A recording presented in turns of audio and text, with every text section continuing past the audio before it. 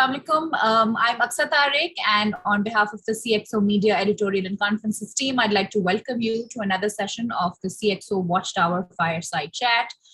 Today's topic, we're very interested in learning from two veterans in the industry who have been at the center point of IT transformation within their organizations. Of course, this is not news that CIOs from different industries have paved the way for business transformation, especially during the last 2 years that COVID has brought in a lot of changes and a lot of movement in this space. Every IT leader has had to up their change game, but a clear distinction, really remains between the ability to respond to disruption and the skills that enable that kind of, proactive reinvention that defines IT-enabled digital transformation. So I'd like to first of all, of course, welcome my speakers for today, Mr. Zubair Elahi. He is the CIO he's the head of IT at Apna Microfinance Bank. And we also have with us Iftikhar Arif, who's the general manager IT at Muller and Phipps. So Zubair Saab and Iftikhar Saab, welcome to CXO Masters Academy, and thank you for joining us today. If we can start off with a brief introduction about yourselves and a little bit about your career journey, and then we will take a deeper dive into the topic for today. First of all, thank you very much for providing us this opportunity to become the part of this discussion or session. And as far as my journey is concerned, it's been more than 20 years experience in banking and financial sector in different fields. So I would say that it's a mixture of experience from different areas, from different domains. So I'm not the pure techie guy, which is going to be the real part of this discussion later on, that the CIO role has been changed now. So I believe, and I'm glad that things are finally becoming to that direction, that CIO role should not be only a technical or operational, it should be more strategical. So this is what I am, and currently I'm with Apna Bank as a head of IT for the last 5 years. So I'm available for the discussion right now. Thank you. Iftikhar Saab, we can hear from you. Thank you, Aksa, for giving me this opportunity. I've already spent 20 years in the IT sector. I started my career from Unilever way back in 2000, and for the last 15 years, I'm currently associated with the Muller Pakistan as a group CIO. So I'm taking care of all the company's technology part. Well, although I am a computer engineer by profession, but I did my MBA in marketing. So I always call myself as an IT marketeer. So I also would like to, divert this discussion from the technology perspective to the digital side of a thing. So I'm looking forward to it. Thank you very much. So, today's topic, CIO change agents or lessons from the front lines of IT transformations, we'll dive right into it. I would like to firstly, of course, ask you, part of CIO's change management plan has always been to remake an organization's business model to better align with the company's overall business requirements. What are some of the initiatives that you have taken or you have led within your organization that has helped those journeys become a bit easier for your businesses? So Zubair Saab, if we can start from you, because you represent a different industry than Iftikhar Saab. Well, yes, surely. As I've already said, that the role of CIO or IT head has been evolved drastically over the past few years, especially after the COVID. It has changed the dynamics and the perception about it. Nowadays, like CIO is more towards the strategical and revenue generation stream. As we all know that the technology was adhered as an expense center for every organization, and we have seen this thing over the period of time, and we still see that there are certain gaps available even with the bigger organizations. They don't like to spend, and when they get attacked or when there's any incident happen, they start thinking about it, and then they approve the budgets and go on. So still, I believe in Pakistan that this thinking, though we are on the track and we are trying to compete the international market and standards, but still there's a difference, there's a gap in the school of thoughts that the expense should be done when after the incident happens. So we are mostly a reactive kind of agents over here. As far as my role is concerned in this organization, we have done a lot over the past 2 years in this organization to make this organization available for the consumer. As you know that our segment is entirely different from the Iftikhar's segment, the consumer segment. So there's a change, there's a need, and we need identifying the need and helping them to make a reachable for the consumer is very challenging over here. It's not an easy cycle, and and the segment is very the niche is very much particular, especially in microfinance industry.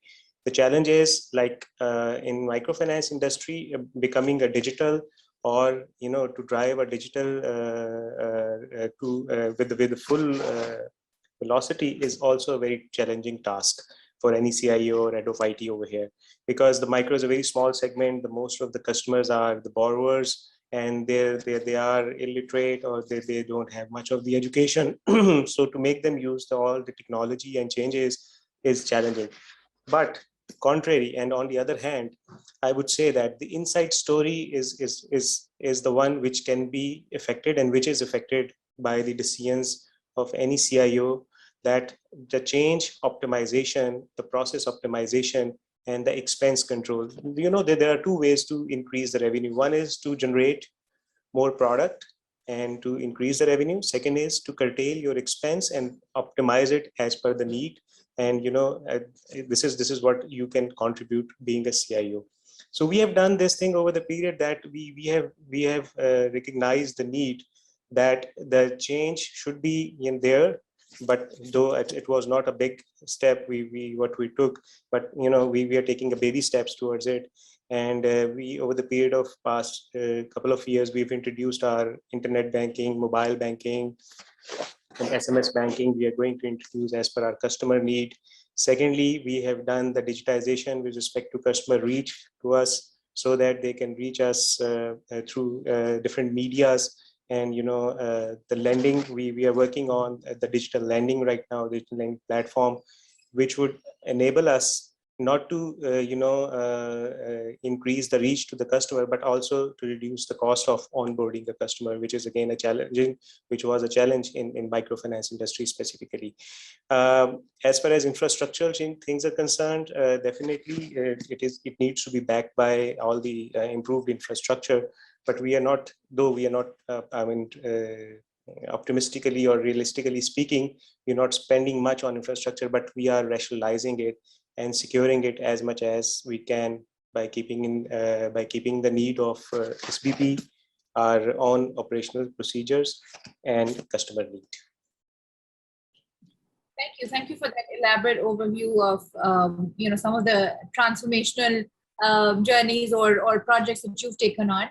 Iftikhar sir, if we can hear from you on the change management plan and how it aligns with better business strategy for you.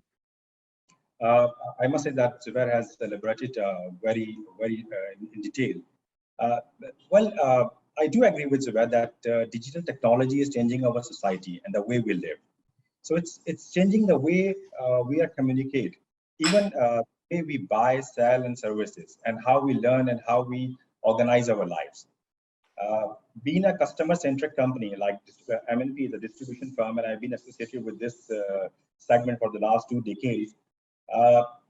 We are planning, one thing is very clear, that leading digital transformation isn't really about the technology. The power of an efficient digital transformation lies in the strategy and its objectives. So behind this, there must be a strong leadership and a culture that embrace change. So for the past couple of years, we've been trying to create the importance of customer experience, employee culture, agile environments, and the strategies that drive business into the future, that are fixed elements that the business leaders, whether it be a CFO, CMOs, must not take their eyes off if they want their business to succeed in transitioning from legacy system to any digital initiatives. So in the past, we did a couple of very interesting initiatives, like we have introduced our e-commerce portal. That's a different kind of a portal in e-commerce platform. We call it a different ecosystem in Pakistan. Instead of becoming a traditional e-commerce, we've been trying to empower and strengthen our customers Right now, we are tapping 100,000 customers in Pakistan. So we are trying to give them muscles, additional muscles for deliveries and generating orders. So digital transformation for the past 2 years is our key priority. If there are certain initiatives, or I understand that even for the logistics industry, these are two sectors which were not able to afford any kind of downtime. In fact, I think it only accelerated. Even banking, it was something that only accelerated in the last 2 years. There was no day, there were no days off, at least for people like you who work these tough jobs. If I were to ask you, looking at the facts that IT systems, and Zubair Sahab, you also talked about this, and Iftikhar Sahab, you talked about like legacy systems, including like CRMs, they are no longer the competitive differentiators. We've moved a step ahead from them, and some industries which perhaps are maybe not regulated have gone even a step further. So now the differentiation is all about how business solutions are provided, using existing investments. I think Zubair Sahab also talked about, IT being the cost center of an organization. But finally, I think during COVID, that purview has changed. However, delivering business will remain the main goal here. How do you stand your ground on these expectations from the board or the business? Because now CIO is more than just an IT head or someone looking after the IT or the infrastructure or the software or hardware. There's so much more stake that you have in the business development or the business survival as it's been in the last 2 years. How has that changed for you? It's a very important question. And you have again triggered a very important area with respect to technology. The board expectations, and definitely being a public organization, we have got a very large stakeholders along with to, in order to meet their expectations, we have to do, we have to be on our toes all the time. As far as technology is concerned and the product is concerned, the board requirement has also changed over the past couple of years.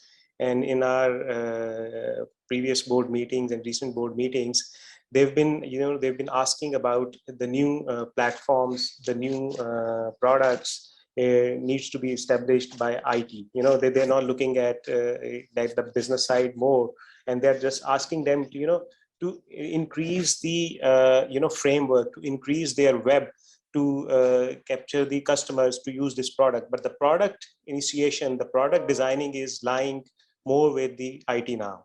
So the role has been increased, as well as the responsibility is also on our shoulder quite a lot.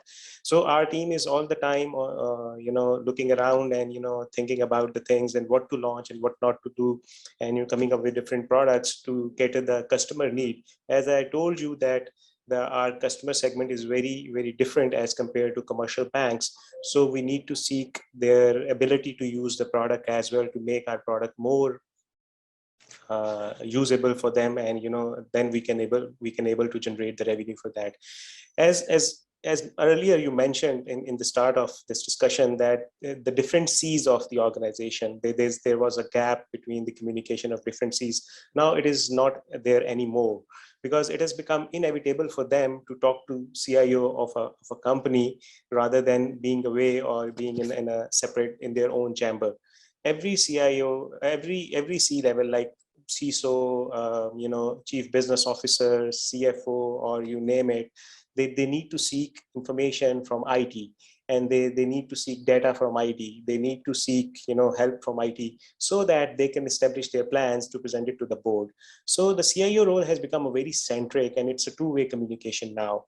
Previously, it was only a one-way communication, that you need to receive an order and then to apply it according to their need. Now it is not there anymore. You have to be at the driving seat. You are at the driving seat and asking them and giving them a direction to work in that way, so that we can become one of, in this competitive world, we can become, the organization who can survive in this competitive world, plus also to increase the revenue streams. So the board, the management, and the stakeholders all together, they're always talking about the digitization, the technology evolution, the technology adoption. And now they are realizing that they need to spend on it.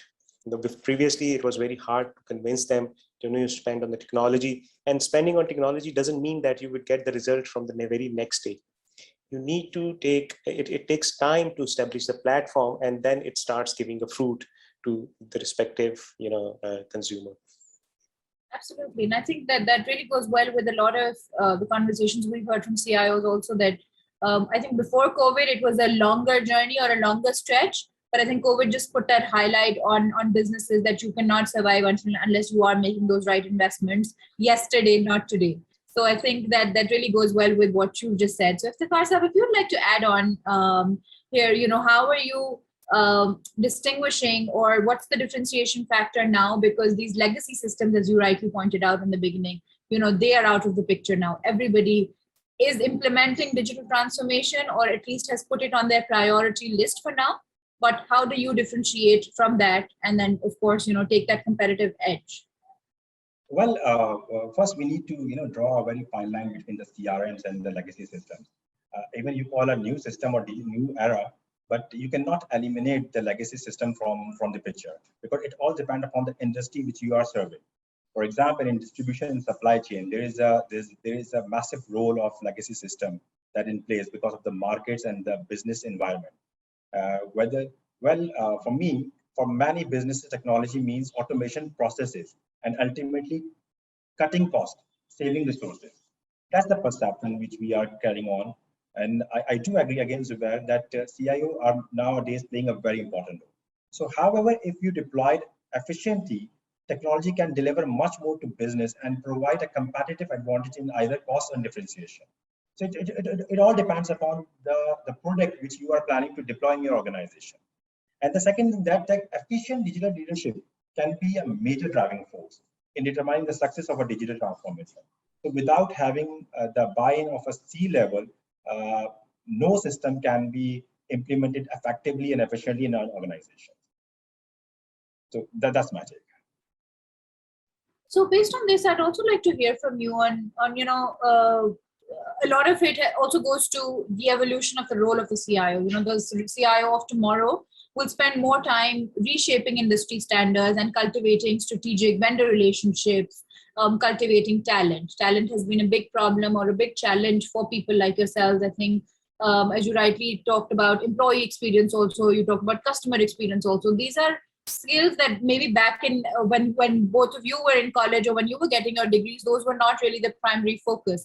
However, the focus has shifted over the last few years.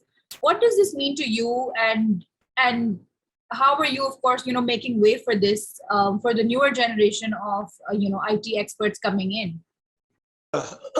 Well, I would like to add one thing here, which is very important, that the resource pool concept in Pakistan specifically, it was not there previously since long, and since we've been on in our professional life. So the struggle was always there in order to find out the right source with the right pricing at the right time. I would say that the major impact, that the dimensions were different in different cities. Specifically, if I talk about three major cities: Lahore, Islamabad, and Karachi. In Karachi, the game is different since the inception, because there's more industry, more changeovers and things like that. But in Lahore and Islamabad, there was always a challenge of getting resource, and as far as jobs turnover is concerned, it was not that much.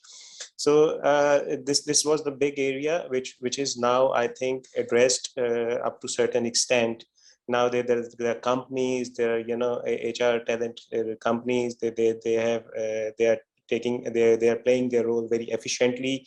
There is a pool, there are job fairs, and there are different types of things, which is making student or the upcoming professionals in the right direction, and they are guiding them how to develop their skills apart from their educational degrees or things like that. As we all know that doing it in professional life, it's not about bookish. I would say that it's 80-20. What you read from your educational background, that is approximately 20 to 30% that you can apply during your professional career. But contrary, that can only be applied if you have the skill and if you know how to do that. And doing a job is a very technical thing. It's not about, coming and going in the morning and leaving in the evening and doing the work what you have been given. It is altogether a different perspective. And especially the cross-selling, the cross-functional things have introduced, and it raised the expectation of a management that the staff role should be like that. So what we are moving towards, at Iftikhar has just said that the optimization, that digitization doesn't mean that you just become a digital and spending on that you have increased the reach. But on the other hand, management expectation is to make a staff less staff with more competitive output. So this is the area which is not only, but that doesn't mean that the reducing the staff would increase the unemployment. But on the other hand, as we know that nowadays startups in different IT companies, they are stepping into Pakistan, and they are raising the standards of the professional as well as the salary scale, which was a challenge initially to convince to the management that we need to give up good salary to IT staff. Now it is not anymore there. Especially I would say I'm facing, if I just share my experience since the start of 2022, I've been facing a lot of pressure with respect to staff turnover. And on the other hand, if we go to the market and find out their pay demands and things have been increased. So yes, it is very important that we should know that the market scales, the resources, and to identify them and to onboard them. It has become a very, very critical process, and so it needs to be done on time and rightly in the right manner. So, Iftikhar, leading on to that, what happens when there is, of course, more demand for IT than resources to fill those requests? Because that's a challenge that remains.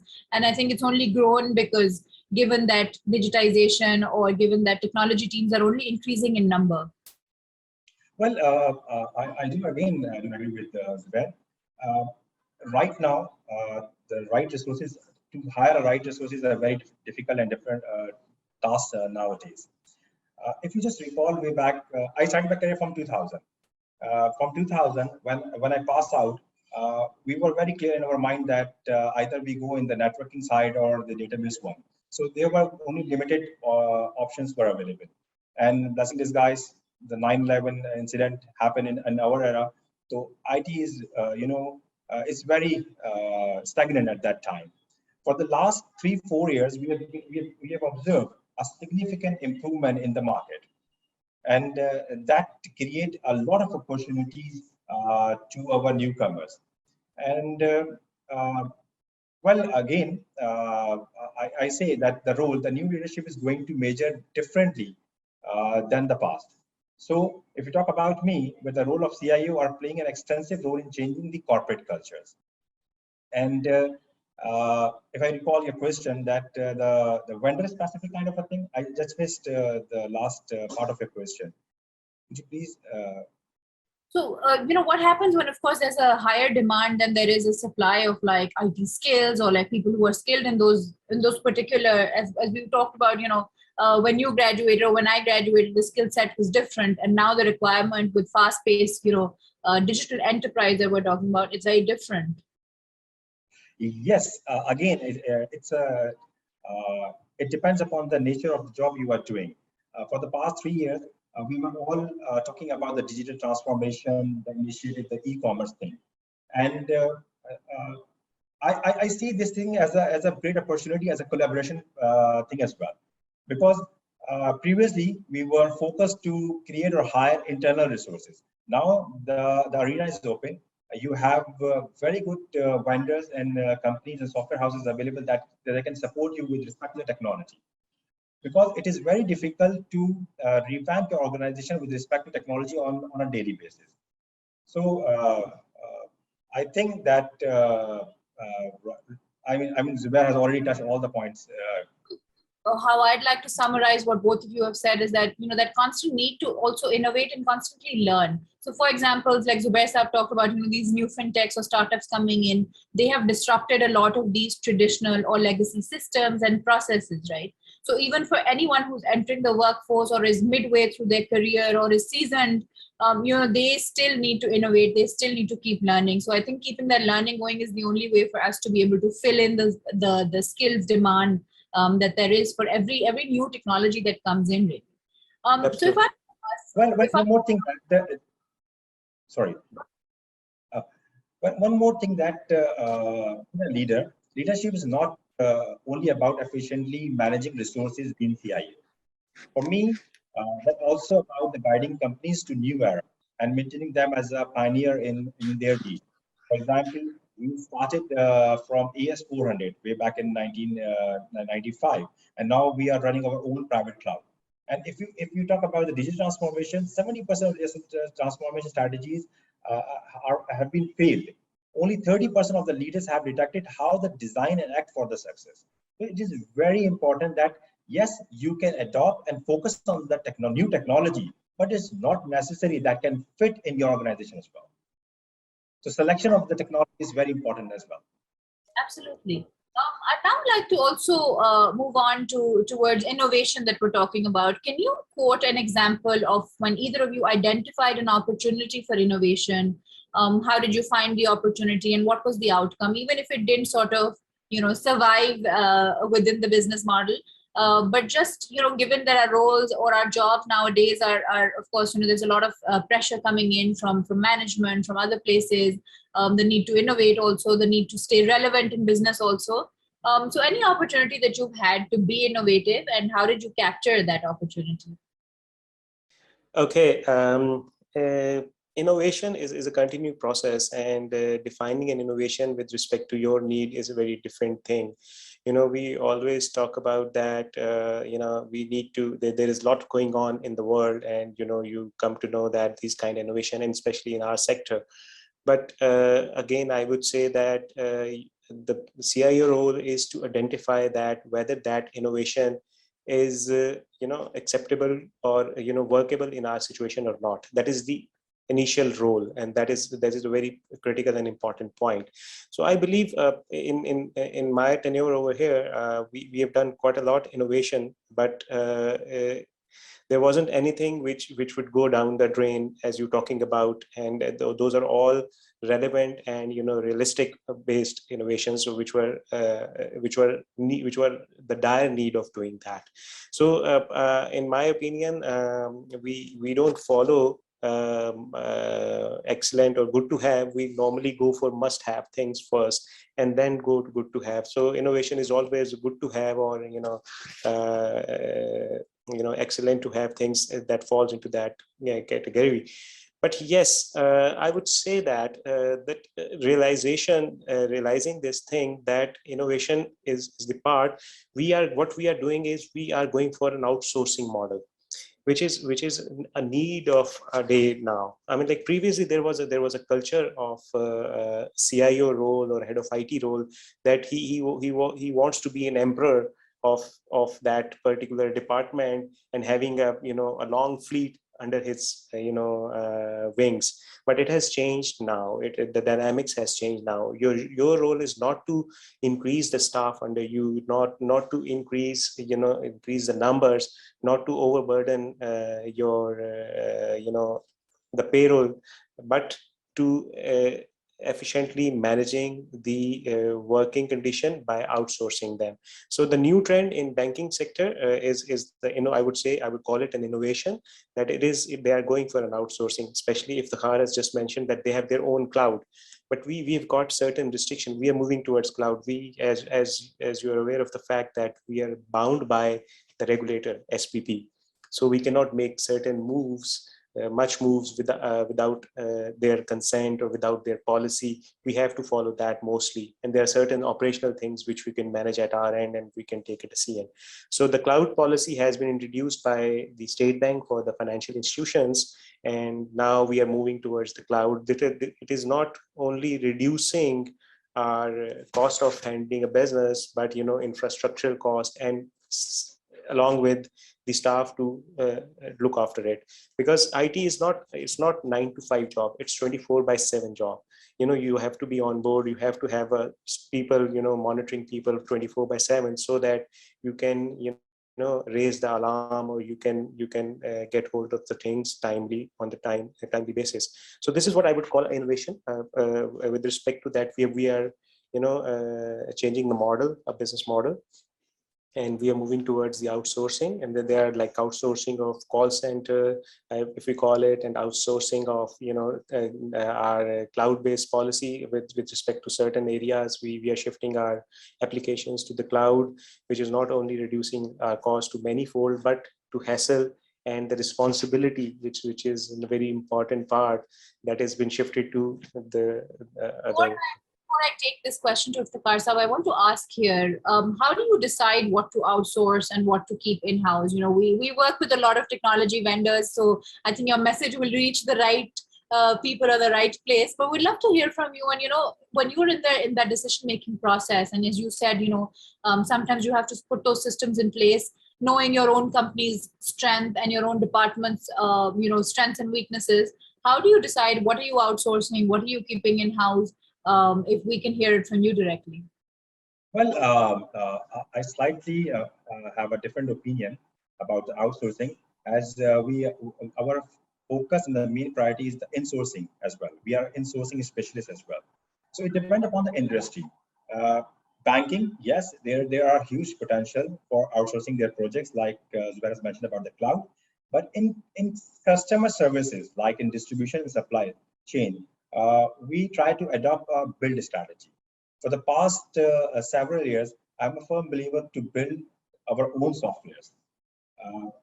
The major reason is that we know our business. And if, for example, in Muller and Phipps, we have got 4 different dimensions. We are into pharma, we are in consumer, we are in telecommunication, we are into logistics, and the hospital care. So if you are planning to manage all these segments or lines, you need to have different systems. So it is very important to have your own system that cater all your business needs and requirements. Yes, for infrastructure, for the operating system, definitely you need external resources and external hands. For the software side, yes, I do believe that you have to build your internal capacities. I'm not talking about the technology, because technology is, like he said, that's a continuous process. But as far as the business knowledge is concerned, you have to build and depend on your own in-house developed systems. And from the recent past, that I usually called COVID as the father of digital innovations. So what I did, I adapted my personal leadership style to not only engage my leadership team for their insight and guidance, but also include my more time with the frontline staff who are particularly hard hit from the challenging and changing environment. So the perception of the CIO has already been changed. It is not just a technical job. You have to know your business well. You have to involve with your stakeholders. You have to take part in the decision-making things. Because previously, when I was the IT head, I had limited empowerment. But when I become the part of the strategic member, I think I am contributing well and more in this area. So Zubair Sahab, we were talking about outsourcing with you also. I'd love to hear from you if there's something that you would like to add in addition to what Iftikhar Sahab has talked about outsourcing and insourcing as well. Well, yes, as I mentioned earlier in the beginning, that we belong to 2 different sectors, and Iftikhar is definitely service oriented and more like consumer interacted. Our consumer and or our market or the customer segment is entirely different. It's very particular niche, and especially being a microfinance, it is a very difficult. It is very different as well as difficult to handle as compared to the commercial one. The knowledge and the expectations are different. I would say that certainly for us, because we know the applications, things we normally use, they're not something a particular as on need basis. It is been governed and needs to be regulated by the SBP. So the risk factor is quite a lot there. So what we do is we try to reduce the risk factor as much as we can. as State Bank is coming up with many regulations in the past 2 years, recent past 2 years, and it is very difficult. It is something I would say an impossible for any of the banks of any size to comply with that in completely and especially time. So in near future, I would say that no bank would go for no bank can go for all the ticks to address all the regulations and things like that as the State Bank is adhering. So here comes the need of outsourcing. The model has been established. The different companies are jumping in. They have seen that they are specialized in their own specific areas, and they've spent and built the place to and they're coming to us to give them a business, to interact with them, and State Bank is also encouraging them. So this way they can be specialized, they can spend, they can build an infrastructure as per the requirement and security of the State Bank and in international standards, and then we can easily place them, and they can give us on a very competitive price. So it is a very feasible model for us. But yes, Iftikhar, I would totally agree with Iftikhar that their need is to establish their own systems for as they have to be integrated with each other, and they can have a dashboard to see the performance. It is very much practical and needs to be done in-house for them. But over here, it has been changed that establishing a new system is a very costly and time-taking phenomena. Though the other companies, they're coming, we cannot, as I told you, we cannot increase the payroll cost. We cannot increase the budget of IT.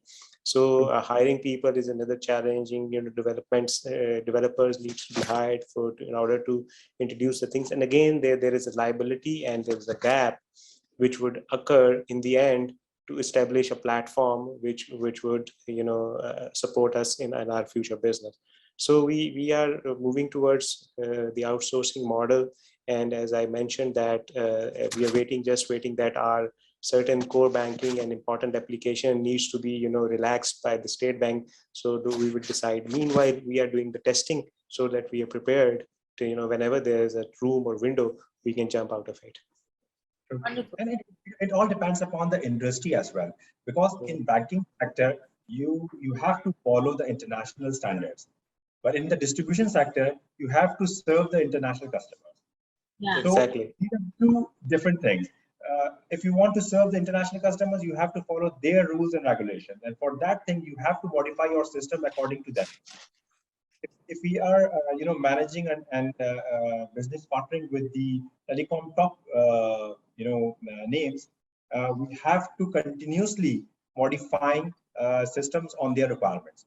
And plus, as you're aware that for the past couple of years there are several laws imposed with respect to the taxation, the FBR and things. So if you outsource your main or core system, this is not at all possible to incorporate the change within 24 hours.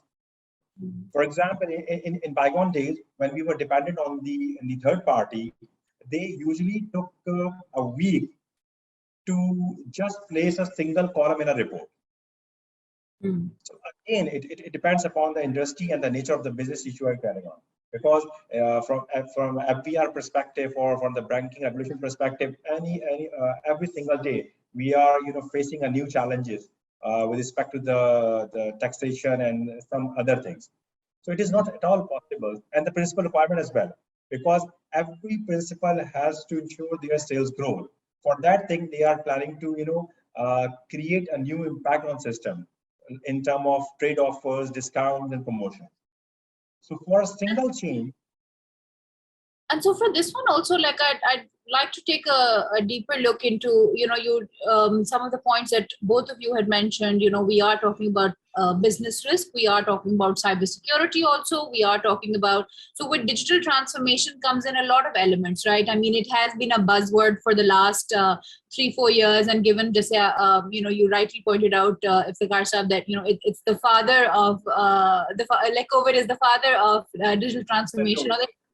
Right. So given that a lot of that dialogue and a lot of those sessions or discussions have been going on, what are some of the key areas that digital leaders of today or tomorrow need to be looking at right now? Because with all of this transformation, with all of these legacy systems and others, we are at a greater threat also in terms of business risk. So it could include cybersecurity, it could include data analytics, so multiple tools. Or also, if you could sort of elaborate on what are the different elements that we need to be looking at when we're talking about transformation.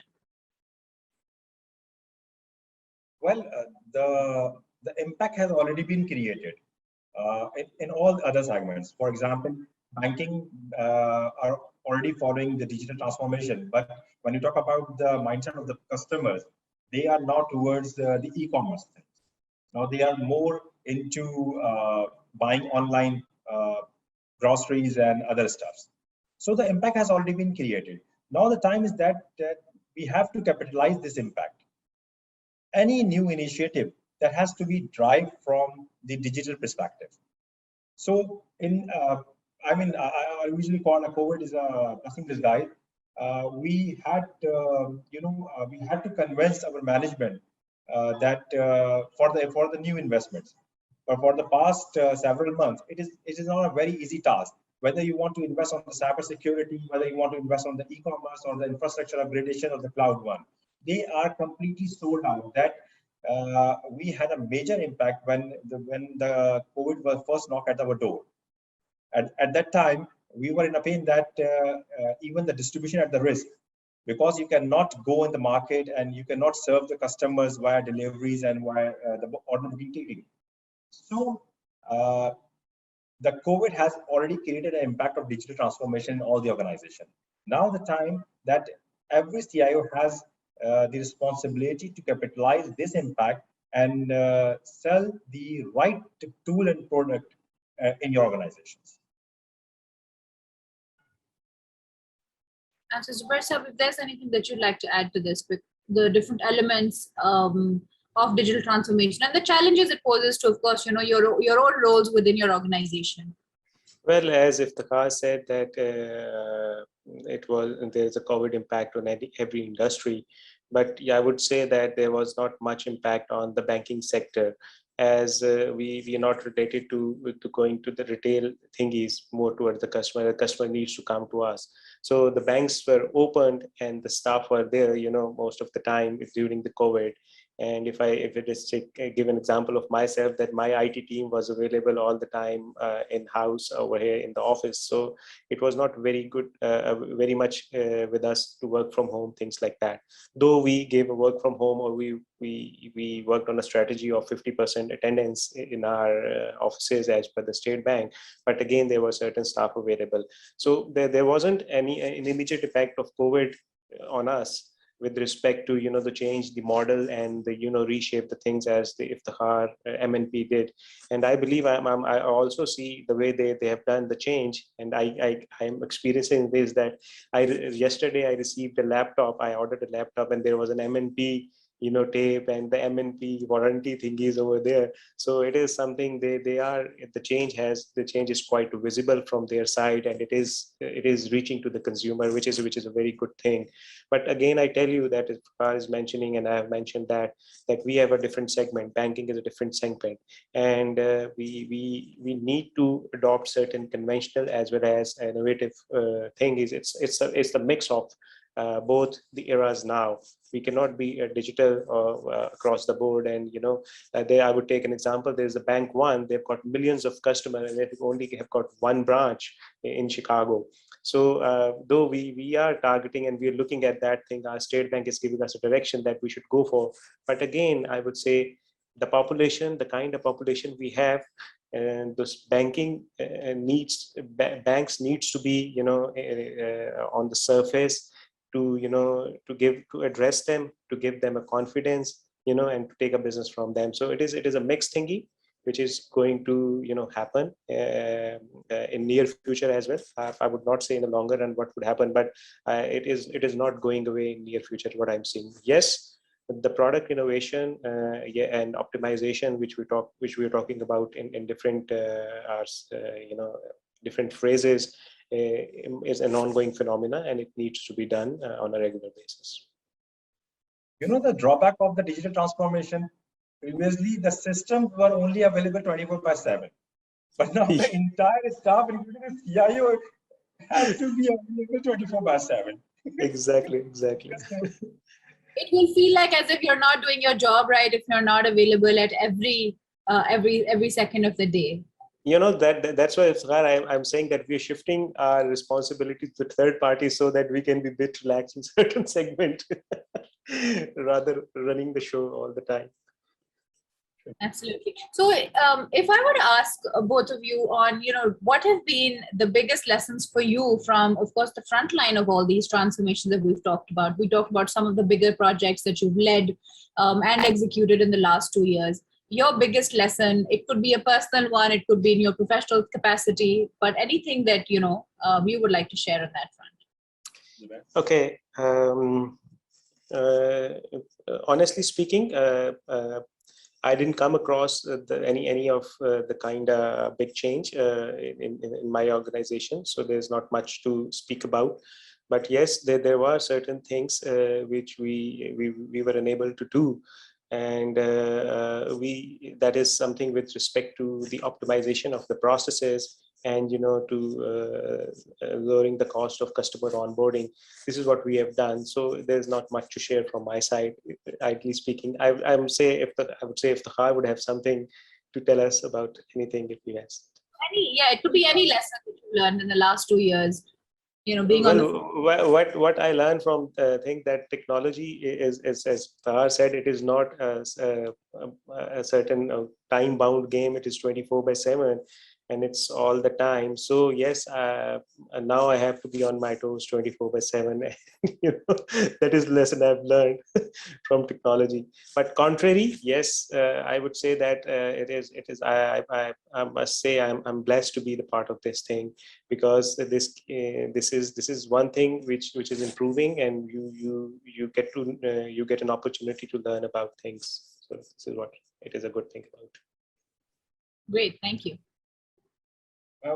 From my side, that I think that on a lighter note, I gain a lot of respect due to the COVID situation from all these stakeholders. Actually, we've been doing the same kind of stuff in past as well, but the awareness and the perception that has been created by the COVID has been changed in the entire community. So for me, digital transformation are now a new normal in all the organizations. So in past, it was very difficult to convince your stakeholders, especially CFO, to invest on IT part. But nowadays, it's a piece of cake, because the moment he said no, you said, "Sir, COVID aa raha hai." So it's a game changing thing. So from my perspective, yes, the lesson is that for the last 24, 25 months, I had a chance to interact grassroots people from market side, from the customer or the consumer, and they all applaud and acknowledge our services. Like Zubair just really had their laptop. This is not the first time that he got the laptop from any courier, but the perception has been changed. Now we are call ourselves as a service, the true service providers. Yes. Absolutely. So if I were to ask both of you, if a future IT head is sitting in front of you right now, and you were to groom them or teach them something, what would it be? Okay. As far as my industry particular is concerned, so I would say that it's not only pure coding or technical stuff, or only operational thingies, to come up with things and just to open the door and shut down in the evening. It's basically a strategical thinking. Something there was lacking in IT heads, especially in banking sector, was they were very conventional. So, their interaction to the outer world was very, very less. Now it is changing now, especially in my, if you take my example, or if I would say, if I talk about myself, very open to the changes. I'm very interactive. I'm very social. So I'm selling IT to the people. It's not something I'm selling the system or things like that. I'm selling the ideas. I'm selling the strategies. So I'm interacting. I'm learning. I'm grasping.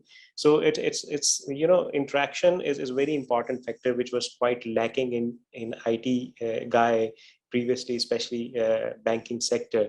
Now it is changing a lot, though still there are certain people, they are stick to their own field. But I would say that if you want to become ahead of anything, you need to think out of box. You need to groom yourself. You need to upgrade yourself, not with respect to studies, but just with respect to your personality, your outlook and things like that, which is a very important factor. This gives not only a confidence to you, but the weight to your a word, you're saying, and the people welcomes you with more openly and confidently, rather saying you an introvert or things like that. So the concept has been changed, and those who are not adopting it would not lead to a certain higher position. It's not only doing things morning to evening and even 24/7. That would not give you, that would not take you to the position which is required. It is the interaction, it is the social social bug which needs to be feeded in you in proper manner, so that you can lead to that position and justify it. So I believe this is very important factor, and I would say that, I must say that all people coming up, they should not only come up with their bookish knowledge and things like that and conventional approach. They have to have a diversified knowledge, as Iftikhar said, he's meeting to the ground grassroots level people as well as to their customers. And similarly, same is the case with me. And we are, I have a background of business as well as IT, and it is called a business technology. It's not only it's technology or business. Now the CIO or head of IT has to have a business technology chip inside, so that he can justify this position. Thank you very much. Iftikhar sir, if there's anything you'd like to add to this. Yes, like I said earlier, that new leadership is going to be measured differently than in the past. We have to understand the definition of the CIO, the chief, the role of chief. Previously, the IT heads and the CIOs were assuming that 80-20 rules, 80% technical, 20% the business knowledge. But now that the rule has been changed, it should either be a 50-50 or the 80% business and the 20% the technology part. Because technology nowadays is a new normal thing. Your CIOs, your CEOs, CFOs, even the marketing head, they all are aware about the WhatsApp, YouTube, and the new buzzword that are being running around in the world. So the CIO, which are playing an extensive role in changing the corporate culture from top to bottom, and keenly involved in the strategies, objective, you must think the KPIs and the method. So what I suggest that all leaders, whether it be a CFO or the C-type leaders, need to deploy should also be modified to these new times, keeping with the CIO directives. To give the as a CIO, if I want to give my input, I have to understand the business first. So that's very important thing, that you know your business well before committing anything in terms of technology. Sorry, I was on mute. Absolutely. I think over the past 2 years, a lot of the role or the evolution of the CIO and every leader, having to change their own roles, their own understanding and learning.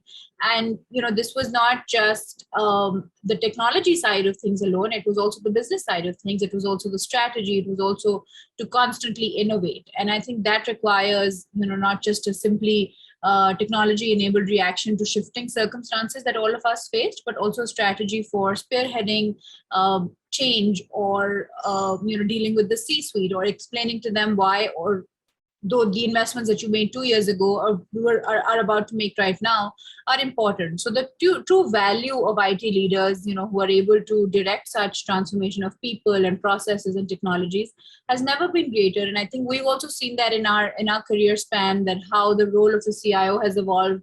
A lot of smaller organizations now, of course, you Zubair Sahab, you come from a regulated industry. Iftikhar Sahab comes from a large industry and a big group itself. But there are smaller industries also now looking at technology, looking at developing those CIOs and those teams. So I think that investment, whether it comes from the business side or others, has been very important. And we've seen that the only industries or businesses that have been able to survive COVID overall have been those who are the first ones to jump on digital transformation. If there are any closing comments, we'll take them now and then we'll proceed to closing. Well, there's enough said already, and I believe as you are balancing the remarks of both the industry. That is very well done, I must say. So you should proceed with the closing remarks. We would be glad to hear that. Thank you very much. So I think that that's it from our side. Thank you very much to our speakers for today for joining in and sharing their insights on how not just the role of the CIO has changed, but how also they have been at the center point of being the change agents when it comes to IT transformations. Whether it is a small industry or a large industry, we've all known that IT organizations have paved their way for business transformation. So it's leaders like themselves who have been kind enough to share their insights, their learnings, their own journey and challenges that they faced, whether it comes from regulation side, whether it comes from business strategy and others. So with this, we would just like to quickly wrap up, say thank you to our partners for today, Commtel, and also our speakers for taking out the time. And thank you to everyone who's watching. This is us signing out, and Allah Hafiz from our side. Thank you, Iftikhar.